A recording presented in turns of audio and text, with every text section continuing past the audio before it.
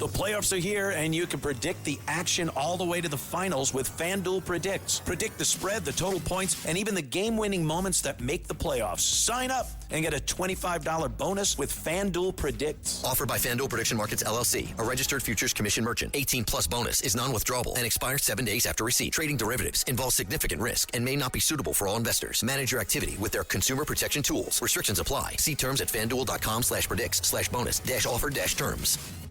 Listen, all you New Yorkers. Taxi. Okay, man, we're looking around. This is the 77 WABC minicast.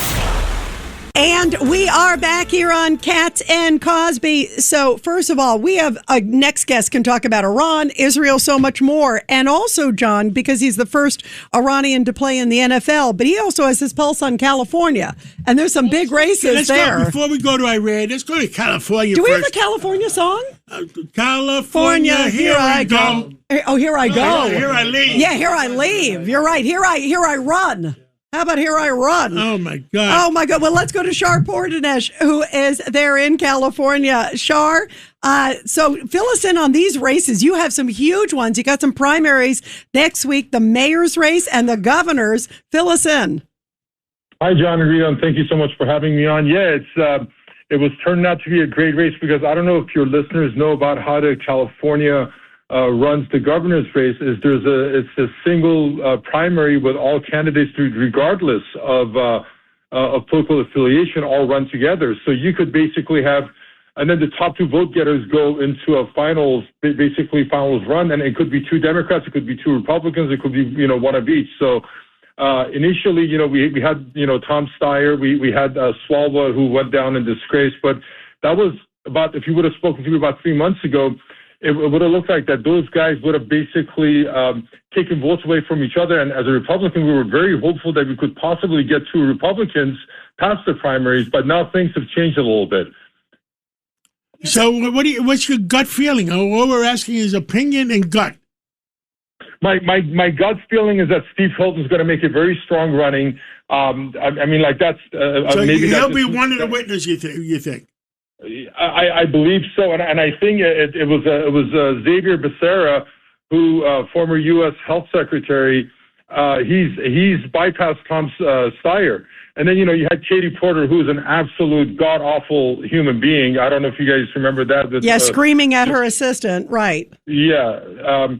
So it's so my gut is that the Democrats are going to basically cannibalize themselves to where you're going to get at least one Republican in there, and I do believe it'll be Steve Hilton and Xavier Becerra.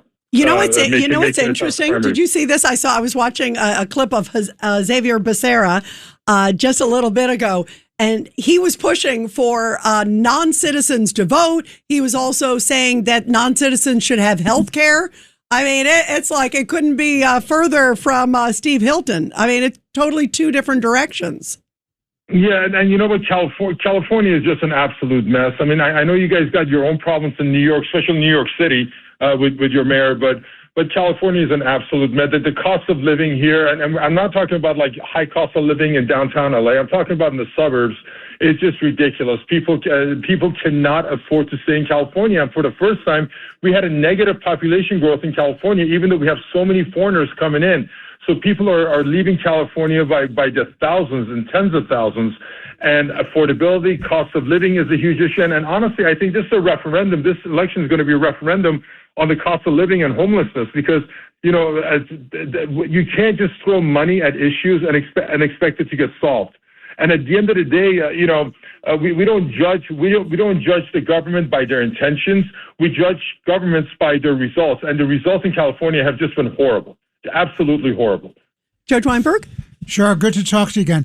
Please tell us about what you expect in the Los Angeles mayor's race, because that seems to be a very tight race. That's a disaster. I don't know if you guys are familiar with the fires and what happened with the fires about a year and a half ago, and their inability and the lack of funding and all the different things. You have a city that could rank in the top 50 or 100 nations in terms of GDP that basically can't supply basic services to its people. There are areas in LA where the police don't want to go in and refuse to patrol. So LA is just an absolute mess. And the only thing I can tell you about LA is thank God I don't live in it. And it's horrible. Homeless, you drive by there, you have homeless encampments everywhere. And with the homeless encampment, it comes crime, drugs, violent crimes, sexual crimes, things like that. So LA needs to just completely change. And we haven't had a good candidate in there that like a Rudy Giuliani type of who came in and cleaned up New York. We need somebody like that in there. How is it looking in the polls? Because we were looking at the polls earlier, and it seems like it's neck and neck. I mean, it's really a margin of error. Yeah, sure. The numbers I saw were 26% for Bass, 25% for the councilwoman, and 22% for Pratt. But with days to go. Yeah, that's and honestly, that should tell you something about how people feel about it. Because if you're talking about the greater LA area, the voters for LA, you're talking 60, 70, 80% Democratic leaning. So it's like that goes to show you where the thought process is behind that. It shows what people feel about it. Now, of course, I have I'm looking at Pratt, so I'm hoping that would he could do something, but who knows? Who knows? Just fingers crossed with that. And before we let you go, Shar, give us your read on what you think is happening with Iran. We have in studio also former New York Governor David Patterson, GOP Chair Ed Cox, Judge Weinberg, obviously me and John, and we also have Harley Lipman, who's head of the Israel Day Parade. What do you think what are the people in Iran thinking? I know a lot of relatives and friends there. And what's sort of the sense of what's next as we're waiting to see if President Trump is going to reach some interim deal? Well, before I go in depth with that, any kind of a deal with this regime is going to be a victory for this regime. They're going to, you guys understand that when there was a ceasefire, they started celebrating and they said, we took U.S.'s greatest shot and we're still here. Any kind of a deal you're going to make with this regime is going to look like almost like a deal that's, Vietnam, kind of like a loss the way it was for Vietnam. And the question that I have for all the experts in here, what is the mechanism of enforcement of any kind of a deal that we're going to have in place?